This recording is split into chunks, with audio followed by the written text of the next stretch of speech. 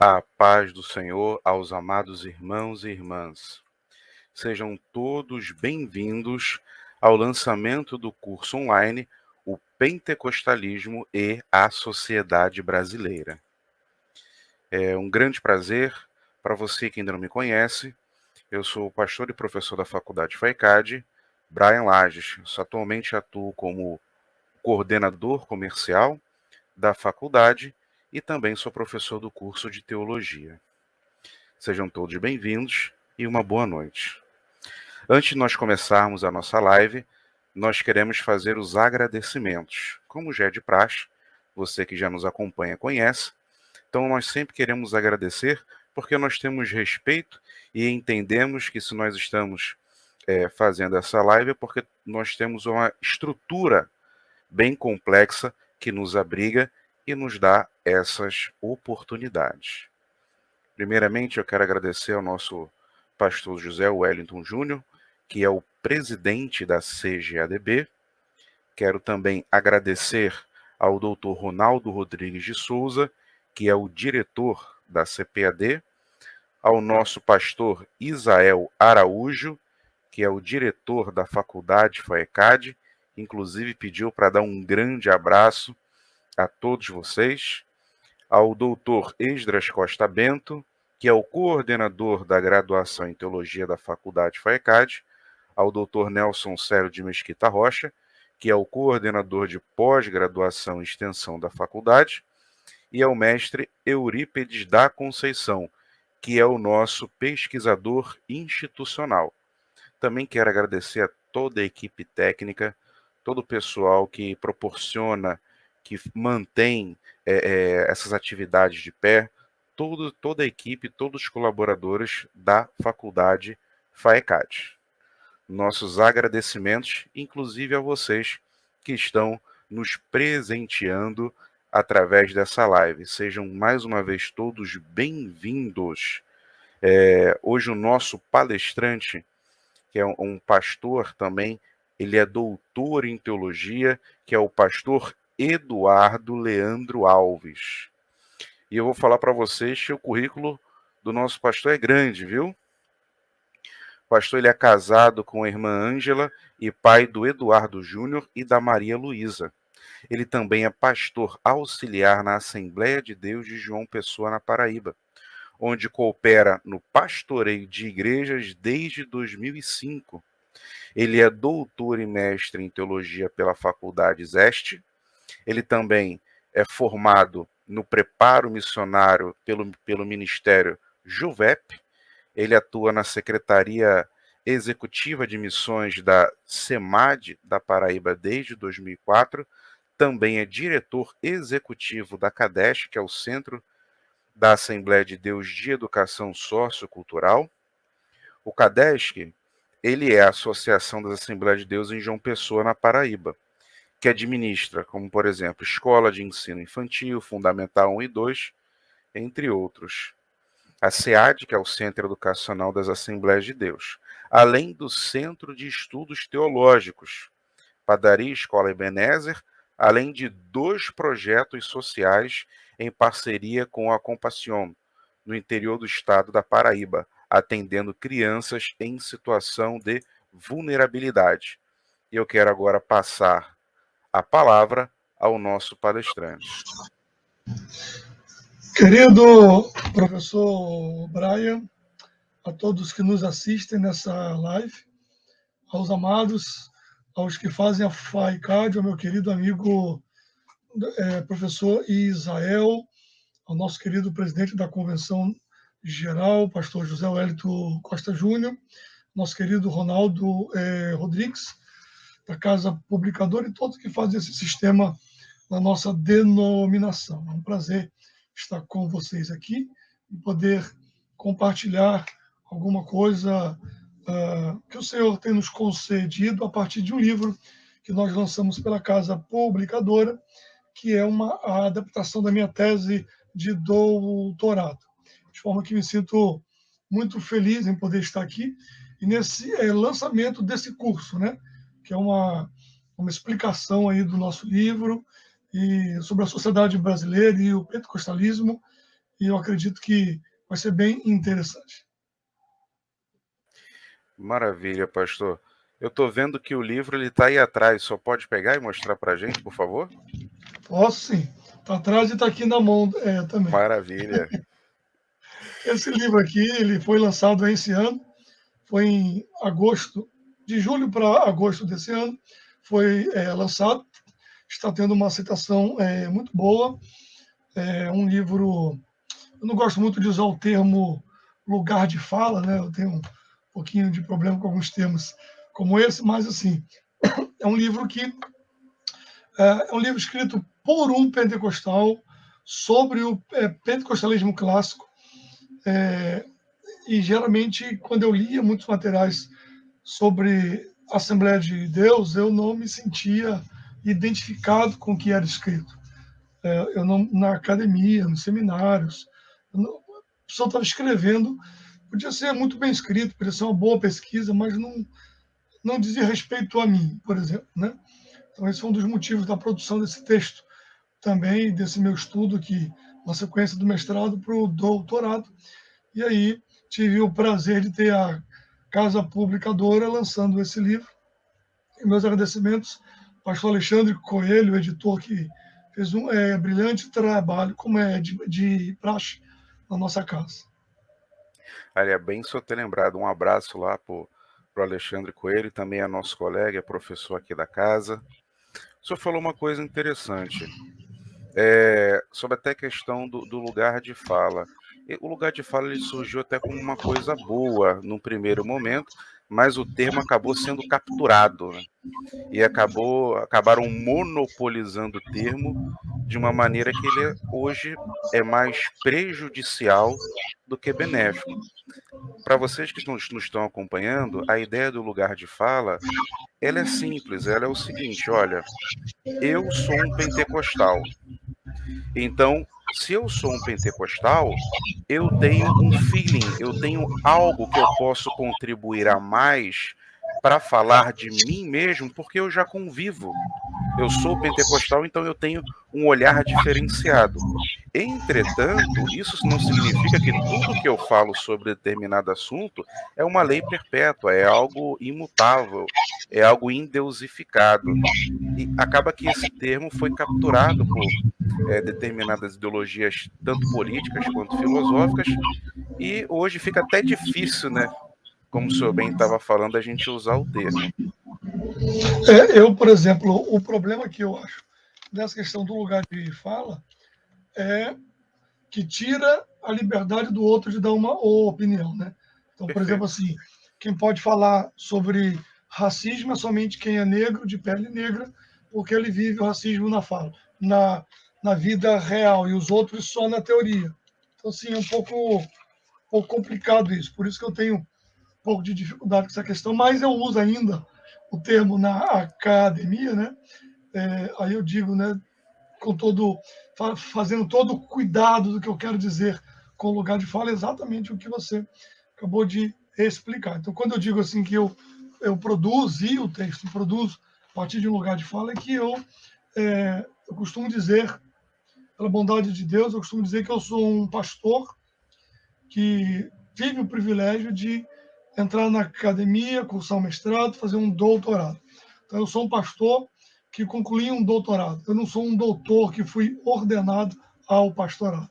Nada contra, né? Mas, assim, a gente que está no pleno exercício do ministério pastoral, como diz um amigo meu, você está ali no chão da igreja, você está no dia a dia com os irmãos, gabinete pastoral, atendendo, falando, evangelizando, presídios, escolas, hospitais, visitando em casa, tudo que compõe um trabalho pastoral. Isso. Então, a academia, ao meu ver, ela faz muito bem, mas se ela não for atrelada a uma prática do exercício ministerial, você corre o risco de produzir algumas coisas sem nexo com a realidade do povo. Então, aí, quando eu digo na academia também, assim, na questão do lugar de fala, é exatamente isso. Eu estou escrevendo sobre pentecostalismo e no pleno exercício do ministério pastoral de uma igreja dentro do pentecostalismo clássico, que é a Assembleia de Deus, e o livro é mais especificamente sobre a Assembleia de Deus. Poxa, que bom. Sabe que nas nossas últimas lives a gente tem justamente tocado nesse ponto da questão de como hoje, com a, vamos dizer assim, a democratização da fala através das mídias sociais, muitas pessoas têm tido a oportunidade de falar o que pensam, nem sempre de maneira acurada, nem sempre de maneira polida, mas com a democratização, qualquer pessoa consegue pegar ali o seu celular ou qualquer aparelho que se conecte à internet e falar o que pensa.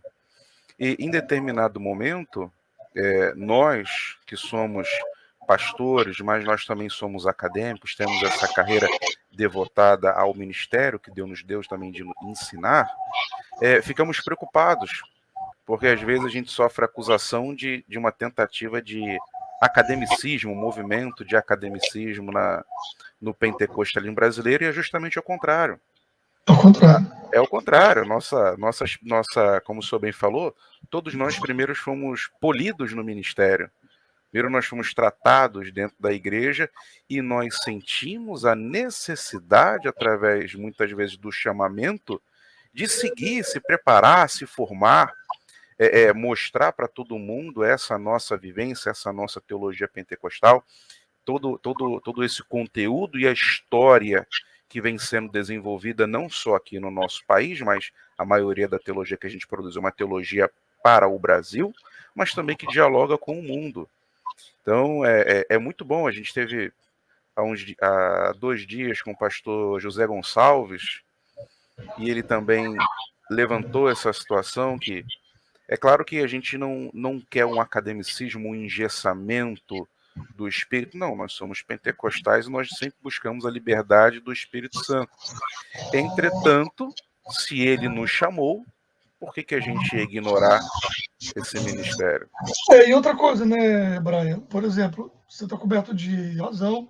O pastor José Gonçalves é um dos grandes cérebros que a gente tem hoje no pentecostalismo brasileiro. Mas, por exemplo, um dos motivos que eu entrei na academia, comecei a estudar, porque você tem você tem uma mudança de geração dentro da igreja. Você tem jovens, você tem meu pai tinha a antiga segunda série. Então você tem uma série de acadêmicos hoje na igreja. Você tem pessoas de todas as camadas sociais dentro da igreja. Então, por exemplo, mas você chegava numa universidade federal ou mesmo numa particular, e os membros da igreja, ou pessoas que são crentes, elas se sentiam, de certa forma, desamparadas, porque eles eram tidos como doidos, idiotas, sem estudos, etc. Então, acabava também sofrendo uma certa lavagem cerebral dentro de alguns contextos.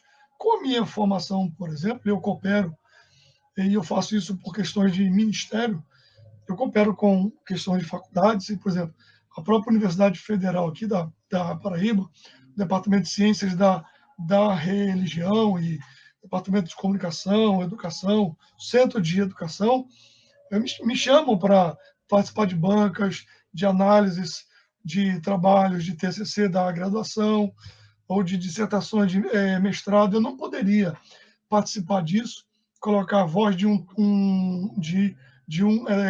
teólogo dentro desse meio. Semana que vem tem um evangelista da igreja que está concluindo psicologia, tem que defender o TCC dele e eu vou compor a banca dele. Isso era uma coisa impensável há alguns anos atrás. Então, para eles, para o membro da igreja também, quando eu vou fazer uma visita no centro de ensino, daqui da Universidade Federal, quando eu vou conversar com alguém, fazer alguma pesquisa, ou participar de alguma banca, ou de algum seminário que o grupo que faz, e eu sou chamado para dar alguma palestra, para estar em um grupo de trabalho. Aí pessoas que são ligados à igreja me vê entrando, me vê passando e fala: puxa, pastor, que bom que o senhor está aqui. Tem um grupo de evangelização universitário, o K e Alfa, que a gente trabalha com eles, auxiliando, orientando, participando de evento com eles. Então, hoje você tem várias pessoas no movimento pentecostal que faz isso. Você tem pastor Valmir Nascimento, por exemplo, de Cuiabá, inclusive passou agora para o doutorado na Unicinos, que trabalha com essa questão do cristão, a universidade, o direito religioso.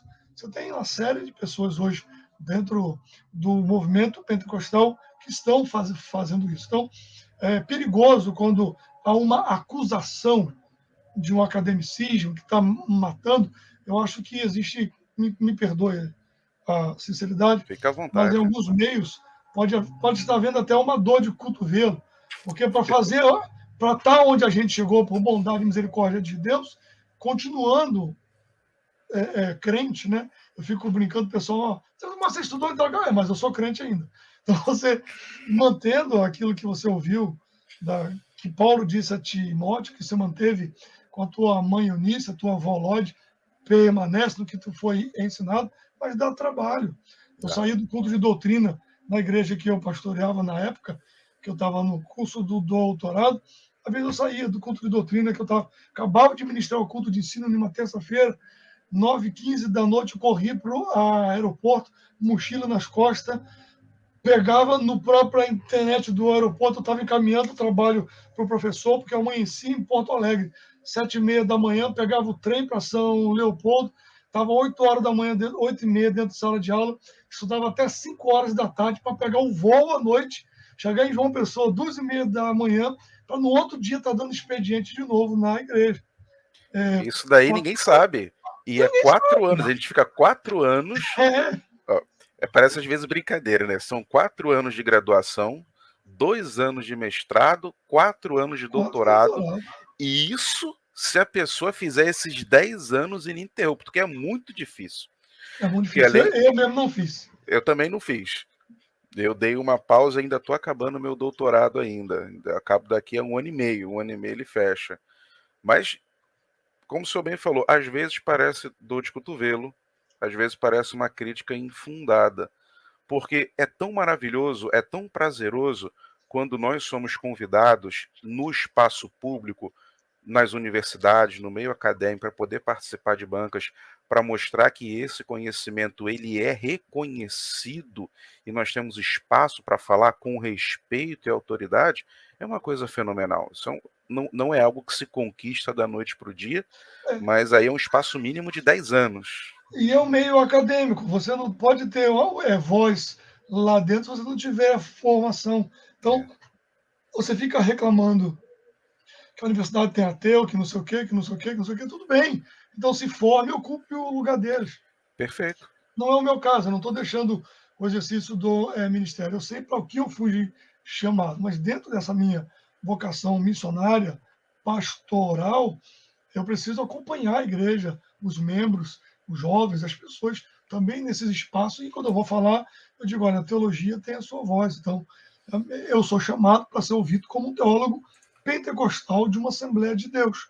Os jovens se formam, vão fazer formatura no final do ano. Não tinha um. Você aí quer um pastor para falar, aí eles perguntam: tá, mas seu pastor é formado em quê?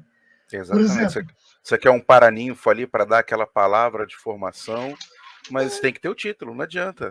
não A adianta. academia Você, funciona assim. gostem, não gostem, mas não, mas na igreja, sim, na igreja eu também estou terça, quinta, domingo, consagração. Eu sei que na igreja é o Espírito de Deus. Na academia também, a gente é pentecostal, a gente acredita que Deus nos orienta. O Espírito Santo nos fará lembrar de tudo quanto eu vos tenho dito. Então, se você não ouvir, não saber, vai fazer lembrar de quê? Né? Então, a nossa live já tomou outro rumo. Tá vendo como é que é bom? É bom que a conversa ela vai fluindo. Eu Pastor, gosto. então vamos lá. Uma primeira coisa que eu queria saber todo autor ele passa por um grande processo, né? Às vezes as pessoas veem os autores dos livros, senta ali, dá aquela assinatura, compra o livro, olha, folheia, mas muita gente não faz a menor ideia do imenso processo que é até produzir aquele material escrito. Todo o período de estudo, de preparação, de sofrimento, que às vezes a obra vem com dores de parto. E eu queria ver com o senhor O que lhe motivou? Quais foram as principais questões que lhe impulsionaram, que lhe trouxeram a vontade de escrever essa obra? Olha, como eu disse, essa obra ela é uma adaptação do meu doutorado. Eu concluí, no meio da pandemia, eu concluí esse doutorado. Então, agora, o que me levou a escrever sobre o pentecostalismo e a sociedade brasileira? Eu faço uma releitura dos clássicos da antropologia, da sociologia brasileira, de Gilberto Freire, Casagrande Senzala, que faz o Brasil Brasil, o povo brasileiro, Darcy Ribeiro, teorias do Brasil, também de Darcy Ribeiro, Roberto da Mata, a casa e a rua, enfim, eu faço uma releitura desses clássicos a partir de uma leitura de uma ótica teológica, um teólogo lendo esses livros e tentando entender a formação da sociedade brasileira, desde os fundadores, dos colonizadores, portugueses, espanhóis, indígenas, negros escravizados, especialmente esses grupos, e como que isso forma quem é o brasileiro. E a partir do momento de buscar entender esse brasileiro como ser religioso, assim como disse Geertz, Clifford Geertz, que a religião ela é o sistema cultural como uma religião, ou a religião como sistema cultural. Como que isso formou o brasileiro? Então, a partir do momento desse entendimento, eu passei para ver, tá, mas por que de todas as vertentes do protestantismo no Brasil, o que se desenvolve mais é o pentecostalismo? Por quê? E aí a leitura e a pesquisa que eu fiz foi exatamente entender que a formação da sociedade brasileira ela, ela, ela ocorre e a teologia pentecostal funciona como uma luva nessa sociedade brasileira, sem sincretismo, sem hibridismo, mas fazendo um processo de ressignificação de elementos inerentes na cultura do brasileiro. Tá, mas por que você resolveu fazer essa pesquisa? Por uma questão também, como a gente já vem conversando desde o início dessa live, de igreja, de vivência, de tentar entender quem a gente é. Você precisa entender o seu público para você falar também com esse público. Então, eu quis entender quem é esse brasileiro, quem é essa pessoa que eu prego. Meu avô, parte de mãe, por exemplo, se batizou em Belém do Pará em 1920. É, Meu avô, por parte de pai, ele conviviu os pioneiros na região de Vassouras, no Rio de Janeiro, e é uma igreja muito antiga que tem em Vassouras. O pai conheço. da tia Leia é casado com meu tio por parte de pai, Gabriel, mãe do pastor Eliel, que é aí do Rio de Janeiro, Eliel Leandro Alves, na cidade de Queimados. Ele tem uma foto dele, inclusive, junto com Daniel Berg. Então,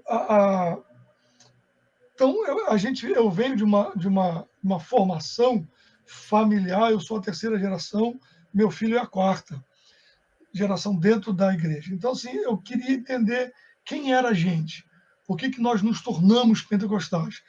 Eu lia os tratados do pentecostalismo como refúgio das massas, como uma questão, como se fosse um movimento político do proletariado ou das classes menos favorecidas. E eu falei, mas eu não sou isso, eu não sou assim. Meu avô não foi para a igreja por causa disso. Meu avô foi para a igreja por outros motivos. Né? Então, assim, aí eu comecei a perceber que quem estudava essas questões eram, não estou menosprezando, eram sociólogos, padres, marxistas, ateus, de certa forma, e se não fossem ateus, mas tinham um certo receio ao pentecostalismo, como se fosse um misticismo, enfim, ou eram de igrejas mais tradicionais que misturavam neopentecostalismo com o que é pentecostalismo, faziam uma salada meia grande. E depois eu vi que era tudo muito ligado à Rua Azul. Aí eu fui ler e vi, mas Daniel Berg e Gunavig nunca foram Nunca na foram, né? Rua Azusa. Eles eram pentecostais da onde? Mas eles eram suecos, estavam fazendo o que nos Estados Unidos? Que movimento sueco é esse? Aí isso começou a me levar a esse movimento, e eu tive o prazer, né, que Deus me agraciou, Eu casei com uma luterana, de nascimento, de pais alemães, e de toda uma tradição do pietismo luterano, que se formou em uma faculdade pietista luterana. E nós nos encontramos em um projeto. Eu sou do Rio de Janeiro, né? Eu estou na Paraíba há 22 anos. Eu tenho 44, então a metade da minha vida eu estou aqui. Então sou paraibano de coração. Eu fiz o caminho inverso dos imigrantes, né? Muitos foram daqui para lá e eu vim do Rio para cá. E eu encontrei minha esposa em um projeto missionário no sertão de Pernambuco. Ela gaúcha, no sertão de Pernambuco, eu carioca. Por final da história, a gente casou, estamos morando em João Pessoa e temos 2 filhos paraibanos. E pentecostal, né? Então, essa convivência também com a minha esposa, com a Ângela, me fez ver algumas coisas dentro da teologia e um olhar que para mim, era normal, porque eu estava dentro e ela me fez algumas perguntas e isso começou a surgir novos questionamentos. E daí eu fui pesquisando, fui para o mestrado, do mestrado eu parei alguns anos e voltei para o doutorado, concluí o mestrado em 2012 e voltei para o doutorado em 2017, eu acho. Assim, bom que o senhor falou do seguinte, aí entra aquela questão do lugar de fala. Às vezes, muitas pessoas que não têm noção, não têm o feeling da vivência, podem, às vezes, não falar com uma certa experiência, uma certa expertise. Agora, nós, enquanto pentecostais, vivenciando, inclusive, o nosso objeto de pesquisa, podemos contribuir de uma maneira bem interessante, até mesmo como o senhor falou. Um outro ponto que o senhor falou é a questão do diálogo entre a cultura brasileira e o pentecostalismo clássico.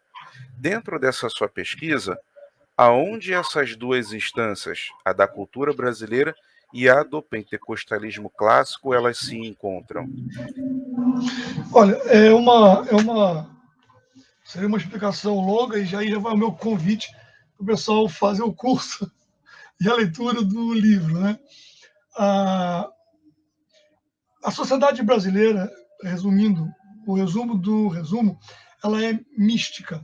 Mística, como eu digo, uso a palavra mística para falar que a sociedade brasileira, o brasileiro gosta de ouvir as vozes do outro mundo.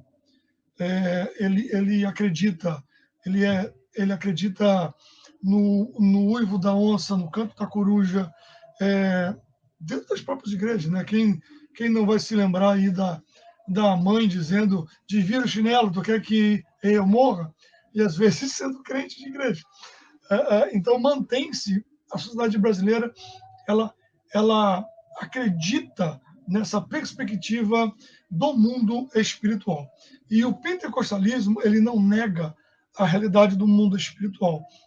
Ao contrário das igrejas protestantes de então, do início do século XX, onde a missa era em latim e o padre estava de costas para a igreja, onde você tinha pouco padre, pouca missa e muita festa, onde você tem um catolicismo popular com pouco controle institucional, um país que não foi necessariamente evangelizado, ele foi cristianizado, e aí houve uma mistura, não apenas étnicas, mas uma mistura cultural, uma mistura religiosa, que envolve a alimentação, que envolve a fala, a língua, que envolve verbetes desse português que a gente fala, desse português, desse lusitano que chegou aqui depois da Península Ibérica ter sido povoada em alguns lugares por muçulmanos por mais de 700 anos. Você tem indígenas animistas que esses portugueses encontraram aqui. Você tem os negros escravizados que vieram para cá e geraram um sincretismo com o catolicismo popular, atribuindo aos santos católicos as suas entidades, os seus orixás. Então, você tem uma sociedade bem mística e uma igreja tradicional, um protestantismo que acreditava assim, que a Bíblia fala do mundo espiritual. Claro que os protestantes que já estavam aqui acreditavam em Deus e demônios, etc., mas era uma coisa muito fora da sua realidade diária de vida.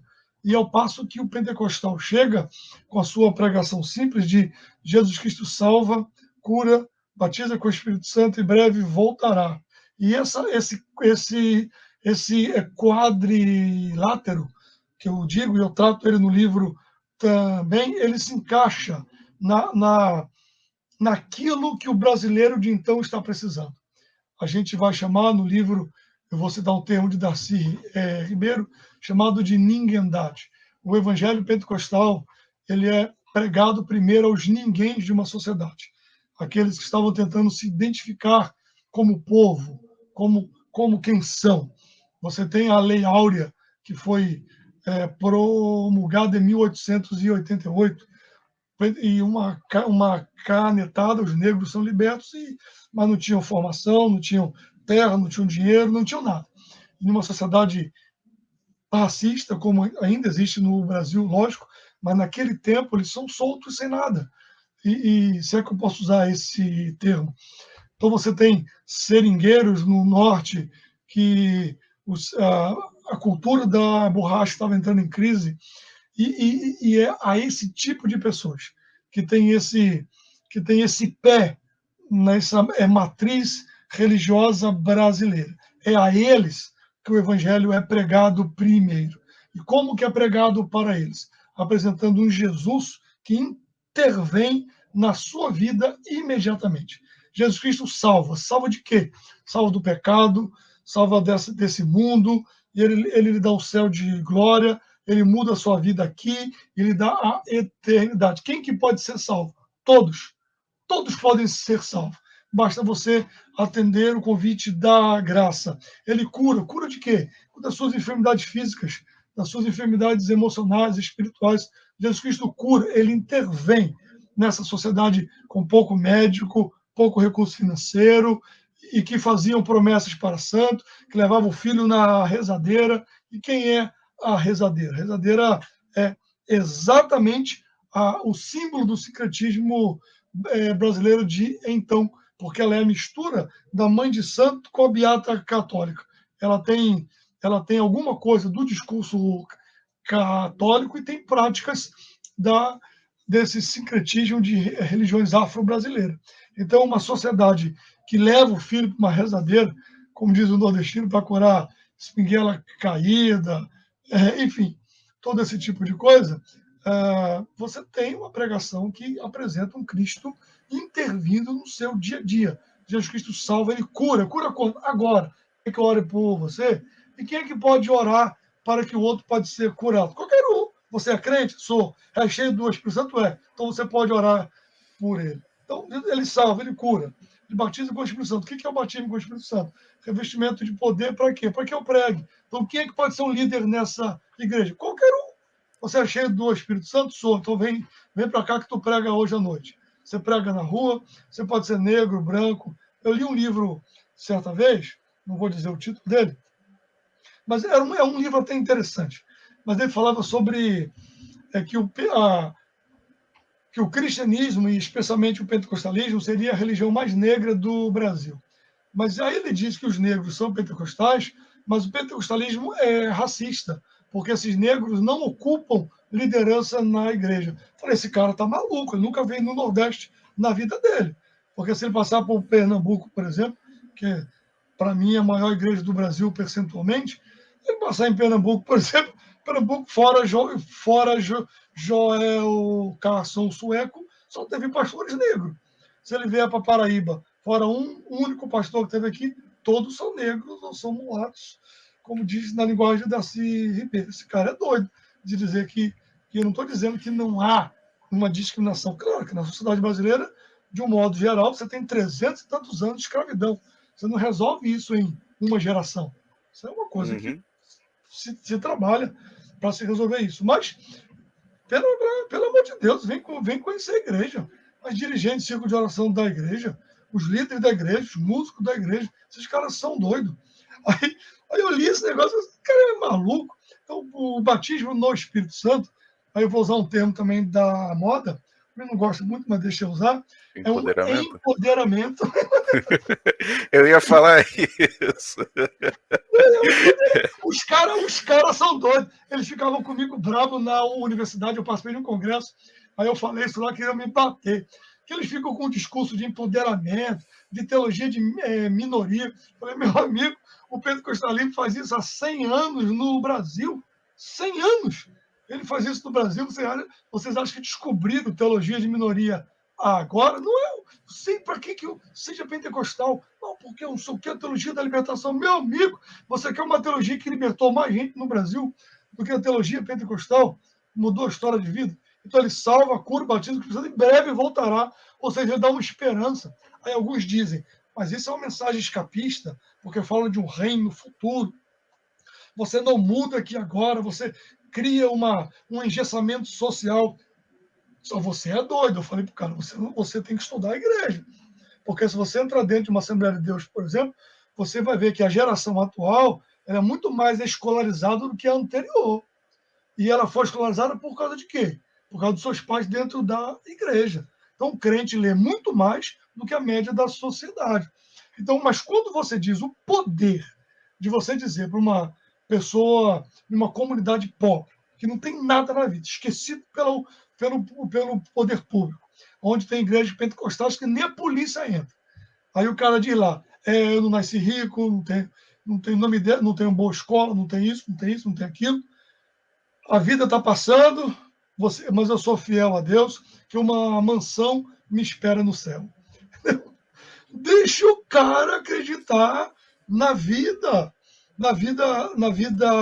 eterna. Agora, dizer que isso é uma mensagem escapista é uma falta de compreensão do que é o pentecostalismo clássico, né? Eu estou dizendo tudo isso no contexto assembleano, sobretudo antigo, né? Sobretudo que gerou o alicerce teológico para o desenvolvimento da igreja. Então, basicamente, vou usar um termo aqui, é nessa encruzilhada que a gente se encontra. Olha, eu concordo em gênero, número e grau. A gente trabalha isso aqui também na FAICAD e às vezes a gente fica meio abismado. E fala assim, poxa, como assim? Você acha que somente essas teologias, vamos dizer assim, alguns chamam de teologia de gueto, outros chamam de teologia de minorias, outros chamam desse grande guarda-chuva que é a teologia da libertação, missão integral também. Pô, calma aí, se você olhar para a nossa história, não existe movimento religioso brasileiro que mais empoderou o sujeito do que o pentecostalismo. O pentecostalismo não existe. Como o senhor bem colocou, o camarada lá, ele poderia ser pobre, ele poderia não ter tido oportunidade para estudar, ele viver à margem, ser um marginalizado na sociedade, mas ele chegava com toda a esperança e autoridade porque Deus falava com ele. Então, Exatamente. não me interessa se eu sou pobre, se eu não sei falar, se eu ando descalço, se eu ando de bicicleta. Não, não interessa. Por quê? Porque o Senhor me usa. E isso dava humanidade e cidadania para o sujeito. Exatamente. Então, assim, na minha tese, no livro, assim, uma coisa é a gente dizer isso como crente, né? Nós dois somos crentes, somos obreiros da Assembleia de Deus. Mas como que eu digo isso dentro de uma academia, por exemplo? Então, eu vim reconstruindo isso, Roger Batiste, eu vim dialogando, né, com todo o bom sentido da palavra, eu vim dialogando com uma série de teóricos e intercalando junto com eles pensadores do movimento pentecostal, o pastor Israel de Araújo, que é um pesquisador. Eu vim intercalando o estudo de Robert Menzies, quando ele diz essa é a minha história. Quando você lê a história de Atos dos Apóstolos, que Pedro e começa a falar e as autoridades dizem, mas esses homens não são pescadores que estão falando? Como é que eles conseguem falar com tanta clareza? Aí as pessoas aí dizem, porque eles andaram com Jesus. A ideia é que eu leio a Bíblia e digo, essa é a minha história. No livro eu conto de uma visita a uma penitenciária que a gente fez, enfim. Então eu venho construindo esse raciocínio no livro para terminar. Eu uso um conceito de Gilberto de Darcy Ribeiro sobre a ninguém-dade, e eu uso como como um conceito antropológico que Darcy Ribeiro coloca, mas eu junto esse conceito com o que o apóstolo Paulo diz: não são muitos os sábios entendidos que são chamados entre vós. E eu boto que Paulo, o que ele está tratando ali, que a gente trata como teologia, lógico, mas aquilo é um conceito antropológico. E antropológico e sociológico, qual é o tipo de vida social dessas pessoas. Então eu pego esse discurso de Paulo, pego a teoria de Darcy Ribeiro sobre a ninguém-dade. O que é ninguém-dade? Já adiantando a ideia. O pessoal fala, é interessante que muita gente estuda Darcy Ribeiro, mas pouca gente pega esse termo dele. Não fala o conceito. Não fala o conceito, pouca gente fala esse termo dele, mas Darcy Ribeiro diz que o brasileiro, é muito ruim ouvir isso, né? Eu quase apanhei também no congresso com esse termo, tinha um pessoal do movimento negro e ficaram bravos comigo, disseram que eu estava desautorizando eles. É engraçado que a gente que é os intolerantes.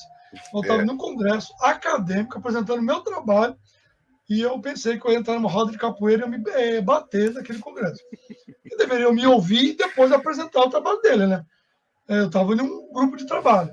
E aí o meu orientador pediu para eu ficar quieto, eu fiquei, eu só apresentei. Quando a mulher foi falar, e ela disse: eu sou Holande, não sei o que das quantas, eu sou do povo banto de um país africano lá, do Congo, e não sei o que, ela com os guias no pescoço.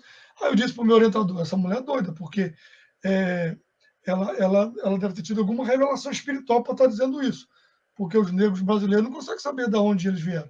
Só tem um cartório no Brasil, que parece que é no Espírito Santo, que ainda tem alguns documentos de origem dos negros escravizados, porque foram todos queimados em governos no final do século XIX. Foram todos queimados, então você não consegue saber exatamente qual é, você como negro, qual é a sua origem. Um exemplo, eu dou esse exemplo quando eu falo assim, neguinho da beija-flor.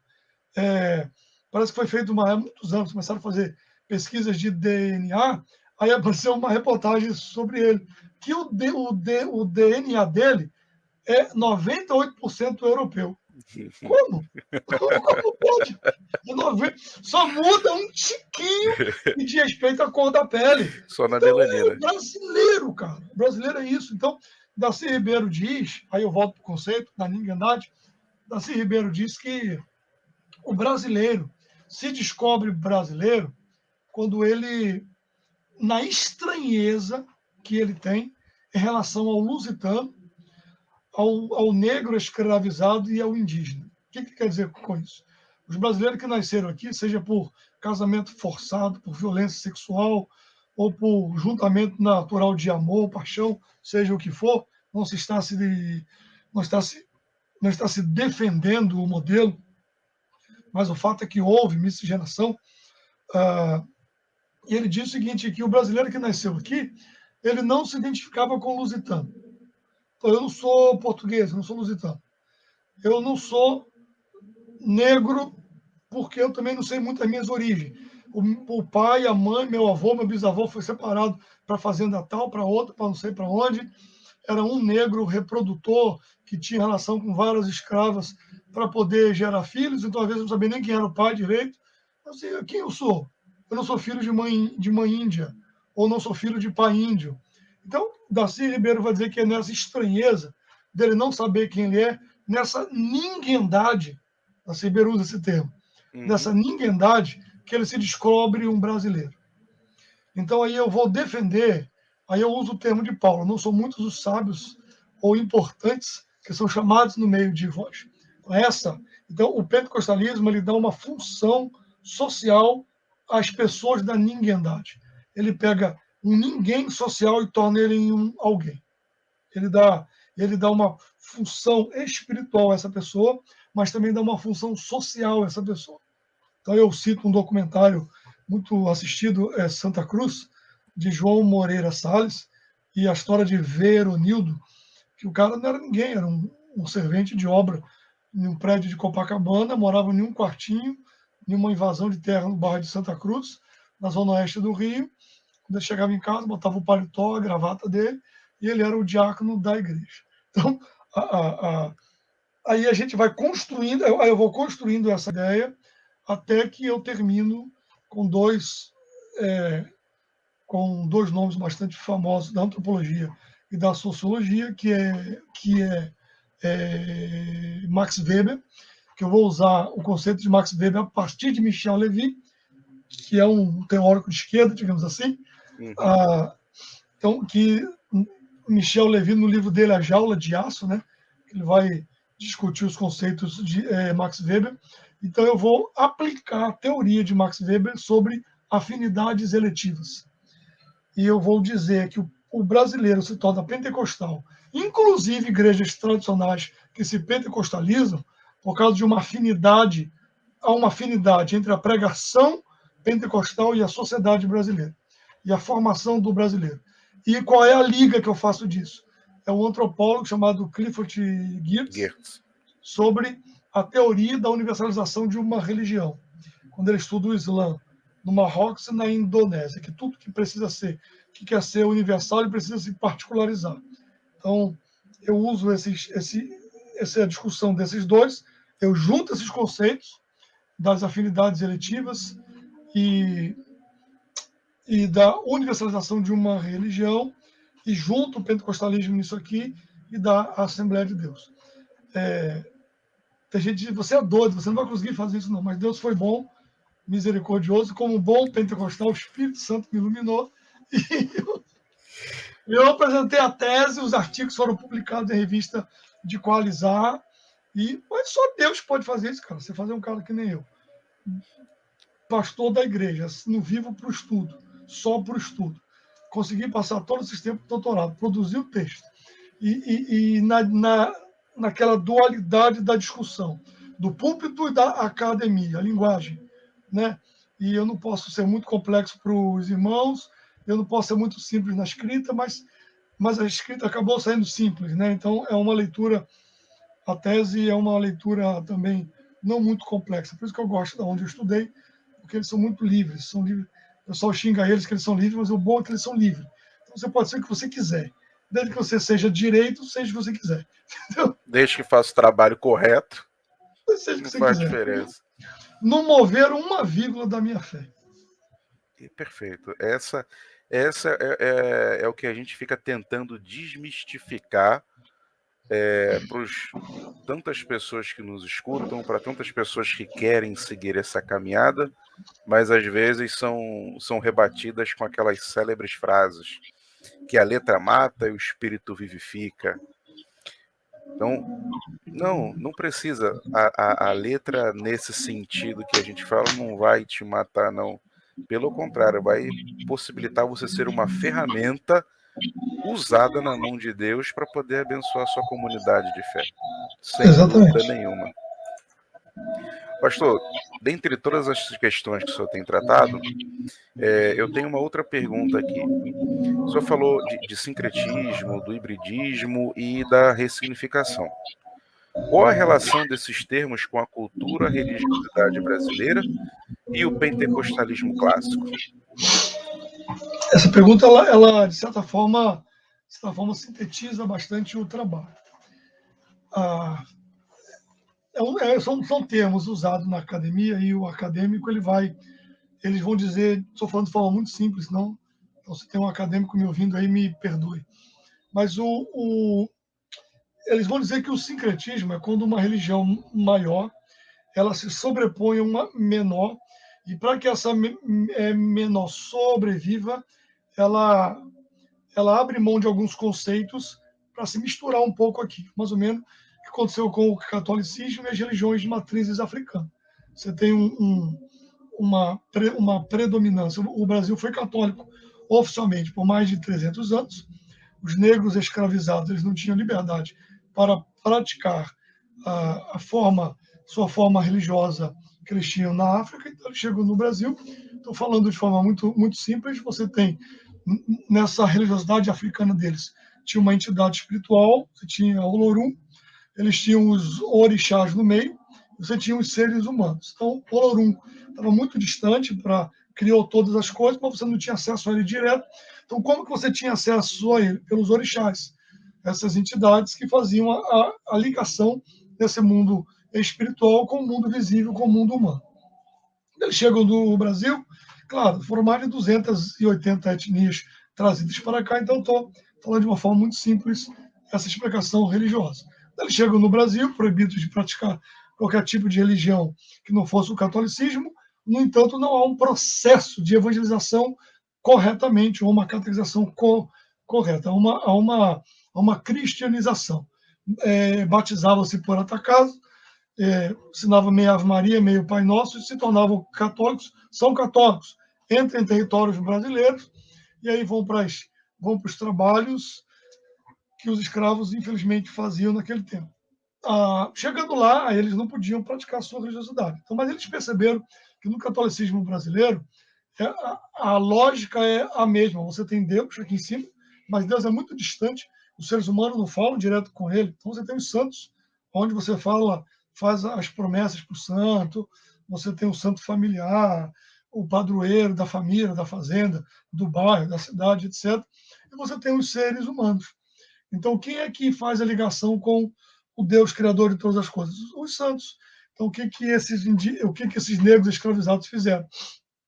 Eles associaram esses santos católicos a entidades da sua religiosidade de matriz africana. Então, você tem, parece que São Jorge é Ogum em religião de matriz africana, Maria e Manjá e etc. Então, isso é um sincretismo. Você tem um exemplo claro disso no Brasil ainda hoje, quando as mães de santos baianos vão fazer a lavagem da escadaria da Igreja do Senhor do Bonfim. Então, isso é um claro sincretismo. Então, o pessoal de matriz africanos, eles se submeteram a uma religião maior, que era o catolicismo. Então, diz que é um sincretismo. Hoje, já se discute sobre hibridismo. O hibridismo seria um sincretismo mais chique, um sincretismo de rico. Né? É uma forma mais bonita para dizer que, na verdade, que não é só uma submissão religiosa, mas há uma troca de cultura. Então, você não se submete apenas a questões religiosas, mas você é uma religião híbrida, ela se mistura com essa outra religião que seria a majoritária, então em um hibridismo você cria uma nova religião e, por exemplo, alguns vão dar o exemplo do candomblé, dizendo que é uma religião brasileira criada aqui no Brasil. As Ubanda, Quimbanda, etc., as bandas que você disse. Então, e o que seria a ressignificação, então? A ressignificação é muito importante para o pentecostal clássico. Por quê? Porque nós somos acusados, erroneamente, de sermos sincréticos. Mas nós somos acusados de sermos sincréticos por pessoas que não conhecem o movimento pentecostal clássico. As pessoas assistem esses doidos da televisão que manda cheirar rosa, que manda levar foto de gente para não sei o quê, e eles acham que isso é pentecostalismo. Então, o pentecostalismo clássico, ele não é sincrético. Ele não produz nem sincretismo, nem hibridismo, porque ele não se mistura. O pentecostalismo clássico, ele ressignifica. Ele olha a matriz religiosa brasileira, ele vê essa matriz religiosa e ele diz, beleza, tá aqui. Você vai no centro lá. Não, mas o cara falou comigo. O outro diz, é mentira. O pentecostal diz, é verdade, falou mesmo. Como assim? Falou, só que é o demônio. O pentecostal, ele vê o mundo em preto e branco. Ele olha o mundo espiritual e diz, existe anjos e demônios. Ele não mexe na matriz religiosa brasileira. Ela está lá. Ele não tira ela, mas ele ressignifica. Então, um exemplo claro, para não dar outros, para não gerar problema para a FAICAD. Um exemplo claro. Você tem a promessa no catolicismo. Por que tem uns bobos aí na teologia mais nova, atual, gente que lê meio livro, assiste algumas lives de internet e acha que é teólogo, que ficam dizendo que dízimo é coisa do Antigo Testamento, que voto não se faz mais, porque o sacrifício de Cristo foi perfeito na cruz. Então, se o sacrifício de Cristo foi perfeito na cruz, você não precisa fazer votos e nem jejuns, etc., porque são sacrifícios, e isso valia para o Antigo Testamento, que era uma questão das obras que precisavam ser feitas. São, bem, mas o catolicismo, inclusive, a gente às vezes esquece, mas o catecismo da Igreja Católica é muito novo, ele é do século XX. 80% 80% das paróquias brasileiras foram abertas no século XX, 50% delas na segunda metade. A gente quase, as pessoas não acham que. Por quê? Porque era uma grande extensão territorial, pouco padre, pouca missa e muita festa. Então, o católico, o católico da religiosidade popular brasileira, ele teve a sua religião vivida pelo calendário litúrgico, com padre ou sem padre, todo dia é dia de santo e todo dia é dia de festa. Então, isso, como diz Rubens César Fernandes, é uma religião com pouco controle institucional.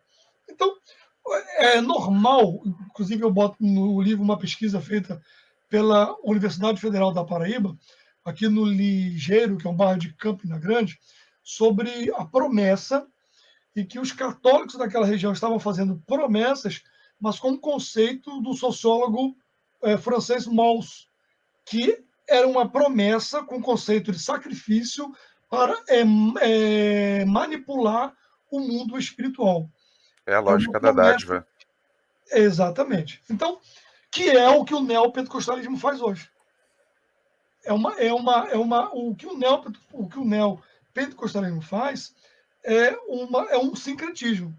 O pós-pentecostalismo, o nome que quiserem dar. Agora, o que o pentecostalismo clássico fez? Ele ressignificou a promessa. Por que o pentecostal clássico não tem dificuldade de pagar voto? Porque ele já pagava a promessa para o santo. Entendeu?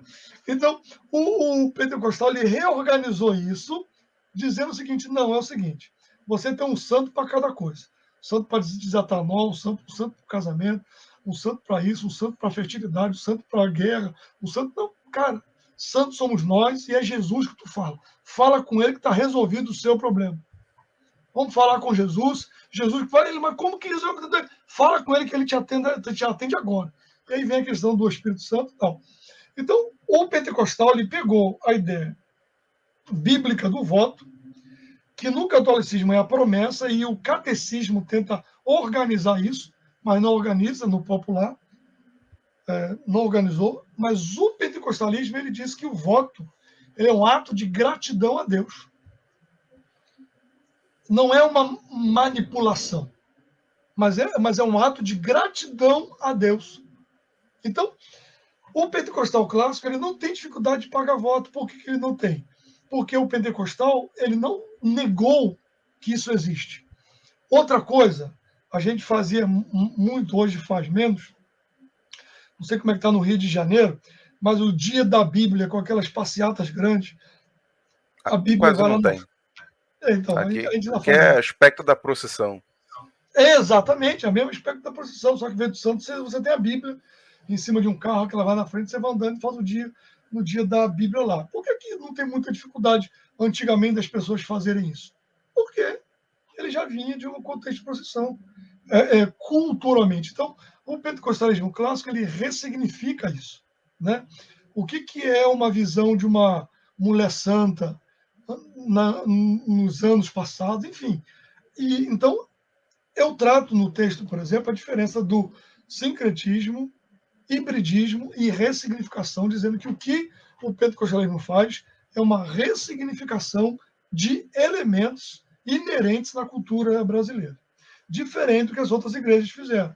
Elas negaram elementos da cultura brasileira e trouxeram uma liturgia americanizada e etc, etc. Poxa, pastor, muito interessante, muito mesmo. Mas queria chegar aqui e aproveitar que já tem bastante pergunta dos nossos ouvintes para a gente conseguir interagir com eles. Deixa eu ver aqui, ó. Primeira. Do Teologia Pentecostal Assembleana, tá sempre conosco, não perde uma live. Valdemir, gente boa. Professor Eduardo Leandro, é a escola dominical o meio mais eficaz para fundamentarmos nossa identidade e, através dela, nos diferenciarmos dos neopentecostais? Olha, eu acredito nisso fielmente, Valdemir. Eu sou um entusiasta da escola dominical. Na igreja que eu estou trabalhando atualmente, a gente desenvolvendo grupos de adolescentes na igreja, tentando trabalhar essa base desde cedo no departamento infantil, escola dominical, investindo desde as classes mais novas e para fazer aquela escadinha na igreja, por exemplo. Então, qual é a regra para participar do grupo dos adolescentes na igreja que eu trabalho? Ser matriculado na escola dominical, por exemplo, porque o aluno assíduo, na verdade, o aluno assíduo na escola dominical, ele é vacinado contra modismos. E a escola dominical, ela gera uma identidade nacional da Assembleia de Deus. Porque a ideia de homogeneidade da Assembleia de Deus era um mito. A Assembleia de Deus é heterogênea, inclusive em suas liturgias e etc. Mas a sua teologia, atualmente, a partir da declaração de fé, que a declaração de fé não é nada mais, nada menos do que uma expressão no papel daquilo que foi ensinado na escola dominical durante 100 anos, praticamente. Então, ela, com exceção dos últimos capítulos, que fala algumas questões mais contemporâneas, mas, de um modo geral, ela uma, é uma oficialização, digamos assim, em um único livro desses conceitos. Então, embora ela não seja exaustiva. Então, eu acredito que a escola dominical precisa ser mais trabalhada na nossa igreja, porque, falando como pastor de uma igreja, é um conjunto de coisas para que a gente tenha uma igreja bem discipulada, bem trabalhada. Então, em um contexto assembleano. Você tem escola dominical, eu não conheço nenhuma igreja que consegue 100% na membresia da escola dominical. Mas a gente Infelizmente. trabalha para ter o máximo possível. Você tem a escola dominical, você tem um culto de ensino, não transformar o culto de ensino em cultos de congressos. A gente já tem um congresso, outra ressignificação que o assembleano faz. Ninguém faz festa melhor do que o assembleano. Ninguém. Não tem uma igreja que o assembleano faz festa melhor do que qualquer outra denominação nesse país. Por quê? Porque nós temos uma origem popular do catolicismo. A gente adora uma quermesse, a gente adora uma barraquinha na porta da igreja, a gente adora um negócio desse. Então, então você tem o culto de doutrina, precisa ensinar a Bíblia, você tem a escola dominical, você tem os trabalhos de oração, você tem um culto público, você tem as palestras específicas para jovens, senhores, senhoras. Você vai trabalhando na igreja. Com o passar dos anos, que o discipulado não é feito em 3 meses para o batismo, eu me lembro do pastor Valdemar de Carvalho da Queiroz, perguntaram para ele quando que eu me viro um teólogo, de verdade. Quando que eu recebo o meu diploma para dizer se eu sou um teólogo. Aí ele diz assim, meu filho, quando você chegar no céu e ouvir de Jesus, vinde bendito de meu Pai e possuído por herança o reino que te está preparado. Lá você recebe o seu diploma definitivo. Enquanto você estiver aqui, você continua estudando e aprendendo o resto da sua vida. Então, a escola dominical é fundamental para a diferenciação de neopentecostais para o pentecostalismo clássico. Sensacional. A gente tem aqui, ó, outra pergunta do pastor Alexandre Nunes. Dentro do movimento pentecostal, deixa eu ver aqui, a teologia é fundamental a um pastor suburbano ser nivelado aos pastores históricos tradicionais. O pastor hoje é obrigado a ser catedrático? Até onde? Olha, se eu... Está me ouvindo, Brian? Sim, escuto sim, perfeito. Porque cortou aqui na hora. Deixa eu ver se eu entendi a pergunta. Acho que a pergunta é: um pastor suburbano, talvez ele esteja se referindo a pastores dentro de comunidades, né? Isso, na cidade, os pastores na cidade. Mas na cidade, talvez ele esteja se referindo a bairros menos privilegiados financeiramente, não sei. Talvez ele É esteja, provável. talvez ele esteja se referindo a isso. Se ele deve, e talvez seja a pergunta, se ele deve ser nivelado aos pastores de igrejas históricas. se ele é obrigado a ser um catedrático. Bem, deixa eu tentar responder. Eu hoje estou, eu não estou, eu estou pastorando uma igreja num bairro popular da cidade de João Pessoa, mas não é um bairro, por exemplo, de classe alta. Mas eu tenho todos os jovens, quase todos os jovens na igreja estão na universidade ou já foram, né? Então, eu não acho que um pastor tem que ser catedrático. Ele não precisa ser catedrático no sentido de ter um doutorado, ter um mestrado. Se ele puder ter, glória a Deus. Mas ele precisa ser um estudante da palavra de Deus. Ele precisa ser um estudante da Bíblia. E o modelo de igrejas tradicionais, históricas, batistas, presbiterianas, batista, quando eu digo batista, são batistas mais históricas, né? Porque tem muitas igrejas batistas hoje que são, na verdade, eles têm o nome de batistas, mas eles são comunidades independentes, praticamente, estão muito longe da teologia batista tradicional. Então, essas igrejas, elas têm os seus DNAs próprios, né? O pastor pentecostal, ele não pode negar a sua origem pentecostal. E o fato dele ter uma formação superior em teologia ou em qualquer área não pode fazer dele um outro tipo de pastor que não seja um pastor do DNA assembleano. Quando eu estava dentro da sala de aula, eu tinha colegas, eu tinha padres que eram estudantes, freiras, tinha um babalorixá na sala de aula, tinha batistas, tinham luteranos, enfim. E eles, às vezes, ficavam me perguntando, mas tu é daquela igreja assim, canela de fogo mesmo, de língua estranha, de dons? Ficava assim, eu queria assistir um culto na igreja, assim, sou assim, que está fazendo um doutorado. Eu sou dessa igreja aí, ó, do documentário Santa Cruz. Não, profecias, dons, os dons têm livre acesso na igreja. Então, se a pergunta do companheiro está atrelado a ser catedrático, e ser catedrático ter um modelo de pastoreio de igrejas históricas, ele está errado. Porque igrejas históricas são igrejas históricas e elas devem permanecer assim. E uma igreja pentecostal clássica, ela tem que ser pentecostal clássica. Eu me lembro de o meu melhor professor que eu tive na minha vida, ele era um presbiteriano, sensacionista, que não acreditava nos dons, e eu assembleano de nascimento. Mas ele me fez ser apaixonado pelo texto bíblico. Eu fiz um trabalho uma vez, e eu fiz em Atos dos Apóstolos, ele me deu de volta o trabalho, escrito assim, ó, não concordo, não concordo, não concordo, não concordo, não concordo, e no final ele me deu 10. Aí eu perguntei a ele, eu era solteiro, bem jovem, eu falei, professor, por que o senhor me deu 10? O senhor não concorda com nada que eu falei? Ele falou assim, porque você vai ser um pastor da Assembleia de Deus. Se você fosse ser um pastor presbiteriano, eu ia te dar 0. Você está certo em quem crê nisso. Eu estou errado. Porque quando eu fiz um colóquio para ser ordenado pastor da igreja presbiteriana, eu defendi o batismo por aspersão, eu defendi isso. Então, se eu for ao contrário disso, eu estou sendo desonesto com a minha própria história de vida e a minha tradição e a igreja que eu fui ordenado ao pastorado. Então, nós precisamos, primeiro, ser fiel a Deus. Ponto. Segundo, eu preciso entender como funciona a minha denominação e seguir os caminhos da igreja que eu fui ordenado no pastorado. Sim. Não sei se eu respondi ou se eu compliquei. Não. E o perfeito que mostrou que conseguimos conviver tranquilamente.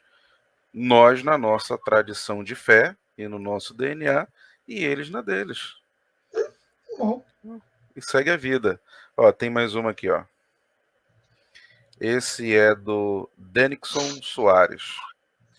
Podemos afirmar ainda que o pentecostalismo tem sua base mais forte na camada mais pobre da sociedade, como afirmou o sociólogo Gedeon Freire de Alencar?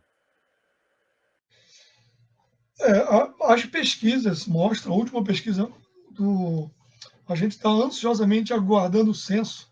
Esperamos que seja feito em 2022, mas demora aí uns quase 2 anos para que a gente tenha acesso às informações religiosas. Mas as informações mais atuais que a gente tem é uma pesquisa do Datafolha, se não me engano, de 2020, e que ele mostra que um pentecostal médio ele é uma pessoa de classes mais baixas financeiramente, classes C e D, principalmente. Então, nesse caso, sim, o pentecostalismo ainda é uma religião de massas da base da pirâmide social brasileira. Não vejo nenhum mal nisso. Eu só penso que, eu estou dizendo como um pastor da geração atual, um pastor estou exercendo o ministério pastoral em pleno século XXI. A Assembleia de Deus tem alguns problemas. Eu não ignoro os problemas da Assembleia de Deus. E algumas coisas ela precisa repensar. Ela nem pode se tornar uma igreja de elite, porque ela não é. E quando eu digo elite financeira. Mas essas pessoas da elite financeira do país também precisam de Jesus. Elas também precisam entender aquilo que a gente está pregando. E às vezes estas pessoas, elas, cara, pode ser meio feio o que eu vou dizer, mas enfim, é a vida. Você tem uma secretária doméstica na sua casa.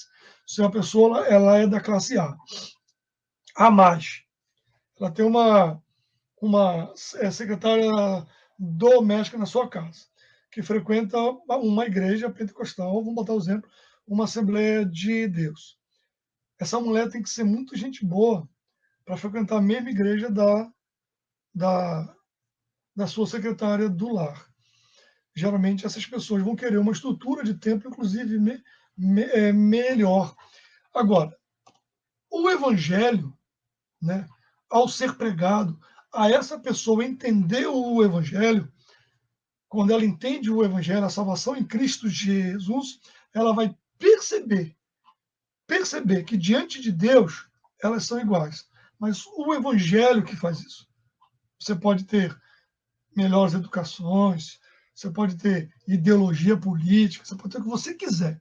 Mas o que vai fazer essa junção de classes é o poder do evangelho. E o pentecostalismo ainda peca, até porque para nós, Valdemir está aí, mora numa cidade de região de praia, eu moro em João Pessoa, cidade de praia, a gente foi descobrir que deveríamos implantar a igreja na região da praia, quando os valores dos prédios, dos terrenos, dos aluguéis estavam quase que impossível de ser alcançados. Então a gente ficou do centro para a periferia, com uma outra igreja nas regiões mais nobres. E isso precisa, de alguma forma, ser tratado como denominação, como projetos de evangelização. Achei muito interessante a sua resposta. E ainda sobre essa questão, eu vejo que essa realidade, de maneira geral, dela estar nas classes mais baixas, ela é comum no Brasil inteiro. Entretanto, se nós analisarmos a nossa história, que ao pé da história de maneira geral é muito curta, a gente tem pouco mais de 100 anos especificamente aqui no Brasil, de acordo com o desenvolvimento social e econômico do Brasil, o pentecostal ele também foi crescendo socialmente e economicamente. E isso acontece principalmente, a gente está aqui no Rio. No Sudeste, nós vemos exatamente essa questão. Aqui, o Rio de Janeiro é um estado turístico praticamente. Ele é formatado para ser assim. Você vê que há uma transição dos pentecostais saindo das classes mais baixas e indo para as classes médias, e essas igrejas continuam tendo a operação dos dons, continuam tendo a liberdade do Espírito Santo, mas isso também não deixa de nós termos nas nossas comunidades carentes lá aquelas igrejinhas bem tradicionais, bem da época que eu vivi enquanto era um adolescente, um jovem na igreja pentecostal. Isso depende muito e se desenrola com o desdobramento cultural, social e econômico da própria nação. Conforme ela vai avançando, é natural que as nossas igrejas avancem também. Exatamente. Tem mais um aqui, ó. Da Michele Priscila Portugal, também está sempre com a gente. Pastor, o pentecostalismo pode estar se tornando sincrético, já que hoje vemos dentro das igrejas pentecostais uso de elementos sincréticos como mecanismo de fé, uso de água, sal, rose, etc. Olha, no livro eu trato sobre um conceito, que é o que eu vou amarrar em Gits, que é o eixo fixo e o eixo móvel. O eixo fixo ele está atrelado à Bíblia, à doutrina, uma doutrina bíblica, exegética, que, no caso da Assembleia de Deus, amparado na sua a declaração de fé se ampara no texto bíblico e na doutrina esposada pela igreja. E você tem o eixo móvel. O que é o eixo móvel? É a aproximação cultural, o que a gente na missologia chama da contextualização. E essa contextualização, pegando uma escala de Nichols, ela vai de C1 a C6. C1 não pode nada. Tudo da cultura é errado e você tem que rejeitar toda a cultura. O problema disso é que geralmente o missionário ele rejeita a cultura que ele está indo, mas ele implanta a cultura dele. Então você tem uma linha que vai de C1 a C6. C6, você não tem você não tem um filtro bíblico na cultura. Tudo da cultura é boa, tudo. Então você precisa ter um equilíbrio nisso. Você precisa pegar a cultura, precisa pegar a Bíblia, jogar a cultura em cima da Bíblia, a Bíblia é o filtro, e quando o que passar, você utiliza, porque nem tudo da cultura é pecado, mas a cultura é afetada pelo pecado, né? A cultura é afetada pelo pecado porque ela é produzida por seres humanos pecadores. Então, você precisa ter um conhecimento bíblico e discernimento do Espírito, fala bem pentecostal agora, ter o discernimento do Espírito, que é um dos dons, né? Para você entender isso. Então, o que ocorre? Eu digo isso com muita tristeza. Existem muitas coisas acontecendo em ambientes ditos pentecostais, que as pessoas estão achando que é a manifestação do poder de Deus, e não é. É magia. A magia existe. A magia, a Bíblia diz que a magia existe. Eu sempre dou um exemplo muito simples. Quando Moisés vai a Faraó, depois daquela conversa dele com Deus, vou, não vou, vai, não vou, vai que eu vou dar, você vai comer o poder. Moisés sabia o que ele ia enfrentar. Ele morou no Egito, estudou no Egito, sabia que o Faraó se achava uma encarnação de Deus, era o Satanás com o símbolo da serpente, enfim. Moisés sabia o que ele ia enfrentar. Quando ele chega lá, Moisés pega a vara, joga no chão, como Deus mandou, e ela vira o quê? Uma serpente. Faraó faz o quê? Ri da história. Isso aí, quer provar que é Deus isso aí? Chama os magos dele, que jogam lá os cajados no chão e viram serpente também. O que os magos de Faraó fizeram?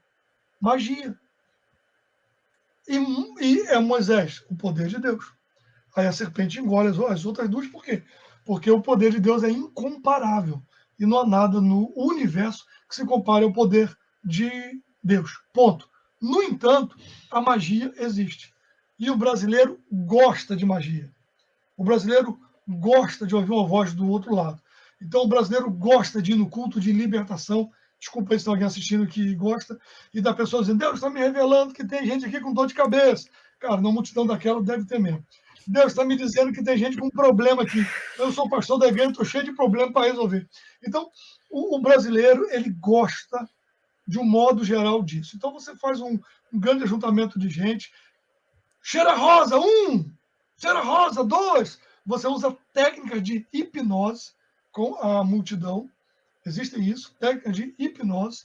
E magia mesmo, manifestação do mal mesmo. E outras coisas, não é nem, às vezes, não é nem a magia, são expressões da cultura brasileira, como diz Onede Mopsi, ao rio subterrâneo que formou o Brasil religioso. Esse rio continua correndo por baixo, a gente não vê, mas nós somos árvores plantadas sobre isso. Não, nós somos do Salmo 1. Espera aí, meu irmão, calma, vamos devagar. Eu sou plantado junto a ribeiros de águas. Calma aí, estou falando de cultura. A gente é plantado nessa terra fértil do Brasil, que tem um rio subterrâneo, místico, sincrético, passando por baixo. E vira e mexe, ele aflora dentro de cultos, dentro de manifestações, que às vezes não é nem espiritual, é humana. É aquele poder que dura um hino, que tem a duração de 5 minutos de um hino. O cara faz um negócio lá igualzinho. Esse negócio tá meio estranho, esse negócio aí. Bom, o cara nunca foi em lugar nenhum para aprender a fazer aquilo. Isso veio de onde? Está enraizado na sua própria cultura, porque você não muda cultura com os poucos anos que nós temos. Então, ambientes para Priscila, ambientes pentecostal clássico, que existe o eixo fixo, pode acontecer um movimento desse quando se move, mas ele se move a partir de um ponto fixo. Nas igrejas neopentecostal, o eixo fixo foi tirado e você só tem aproximação cultural sem nenhum tipo de controle ou de avaliação do que está acontecendo. Muito bom, pastor. Muito obrigado. Pessoal, a gente já está chegando aí, já até ultrapassamos uns quase 30 minutos da nossa live, porque o assunto estava muito bom, o pessoal está interagindo bastante aqui no chat. Eu quero agradecer muito ao pastor Eduardo pela essa maravilhosa participação, essa palavra boa, agradável, acessível às pessoas. Eu quero agradecer também a todos que participaram aqui no chat, tá? Todos que assistiram, que curtiram o vídeo. Pessoal, essa live aqui ela vai continuar disponível, viu? Vocês podem assistir ela em nosso Facebook, em nosso canal no YouTube. Fiquem à vontade, aproveitem e curtam o vídeo e se inscrevam no nosso canal. Mais uma questão. Toda essa palestra, esse evento, é por causa do lançamento do curso online, tá? Do próprio pastor Eduardo Leandro Alves, que é sobre o pentecostalismo e a sociedade brasileira. O pastor, que agora é um professor parceiro aqui da FAECAD, está ministrando conosco cursos livres em extensão, e ele vai estar disponível agora em nossa plataforma de ensino EAD. Você, em todo o Brasil, pode ter o curso do pastor Eduardo Leandro Alves e com a certificação da Faculdade FAECAD, que é a Faculdade das Assembleias de Deus no Brasil, da CGADB. É um grande prazer ter o pastor Eduardo conosco agora nesse momento, aproveitando também que ele está lançando o livro pela Casa Publicadora das Assembleias de Deus. Não perca tempo, amanhã mesmo já vá CPAD mais próximo à sua casa ou compre pelo site, que é mais fácil ainda, adquira o livro e faça o curso. Vocês percebam como a riqueza de tudo que foi tratado aqui, como a gente consegue dialogar a nossa realidade, a nossa matriz pentecostal com a nossa sociedade, com a nossa cultura, com as pessoas, como a fala ela é próxima da nossa realidade e não dificulta o nosso entendimento. Eu acredito que vai ser algo abençoador e esclarecedor para você. Você tanto que deseja seguir uma caminhada do estudo, quanto você que é um bom cristão e que quer entender melhor sobre o pentecostalismo brasileiro, viu? O senhor quer falar alguma coisa, pastor? Quero agradecer a FAECAD, a gentileza, a parceria. Eu sempre advogo isso, nós temos que estar junto com os membros da igreja. Se a gente não falar, outras pessoas vão falar por nós, né? Então a gente precisa falar.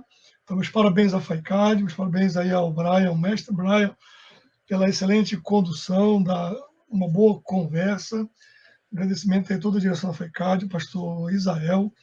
Obrigado a todos que estão nos assistindo, interagindo. Isso é muito bom. A gente também está dando alguns seminários no Brasil afora sobre o livro brasileiro e pentecostal. Algumas igrejas estão entrando em contato conosco, a gente vai, passa assim, geralmente são 2 ou 3 períodos, eles se reúnem jovens ou estudantes da igreja, e a gente dá toda uma aula de cultura brasileira, porque às vezes as pessoas acham que isso não tem nada a ver com Bíblia, muito pelo contrário, tem tudo a ver com a Bíblia. E aí a gente dá essa conversa com eles, e eles falam, puxa, e eu termino sempre dizendo, não tenha vergonha de ser pentecostal. Cara, eu fico brincando que eu fiz uma camisa que eu dou uma palestra com ela, que eu estou até aqui com Mostra ela. A camisa aí. Isso aqui, ó. Brasileiro pentecostal, isso aí. Brasileiro e pentecostal. Não, o brasileiro não tem outra explicação. Ele tem que ser pentecostal. Até a Igreja Católica resolveu ser carismática, os reformados estão virando continuistas, Pentecostalizando. estão se pentecostalizando, e a gente não pode ter vergonha daquilo que a gente é. Então eu busco resgatar isso também para a nossa história. Cultura brasileira é tão bonita, tão linda, tão coisa fantástica. Então, obrigado a FAICAD, obrigado a todos que nos assistiram ao vivo e que estão nos assistindo. Tá bom? Um abraço para vocês e comprem o livro, leiam. E eu sou aberto à crítica. Me siga no Instagram lá, fale no direct, pergunte, estamos à disposição. Tá Fala bom? qual é o arroba do senhor aí, pessoal, te seguir lá no Instagram. Eduardo Leandro Alves é o meu nome. Perfeito. Pastor, mais uma vez, muito obrigado. E eu queria pedir para o senhor fazer a oração para a gente poder terminar. Vamos sim. Deus, em nome de Jesus, nós oramos nesta noite, lhe agradecendo pela bênção, pelo privilégio de estarmos aqui nessa live. Obrigado pela tecnologia, obrigado pela FAICAD, obrigado por todos que nos assistem, obrigado porque a gente pode falar abertamente do Evangelho de Cristo. Muito obrigado, Senhor. E eu quero pedir que todos que estão nos assistindo e aqueles que posteriormente estejam assistindo esta live, que também sejam abençoados pelo Senhor e que o Senhor possa dar um crescimento ao Evangelho no Brasil, um crescimento sólido, com mudanças na prática e na nossa volta. Pelo poder que há no nome do Senhor Jesus Cristo. Nós oramos e lhe agradecemos. Amém. Amém, pessoal. Está terminada a live de lançamento. Não perca essa oportunidade. Acesse lá www.faicad.com.br e adquira o seu curso.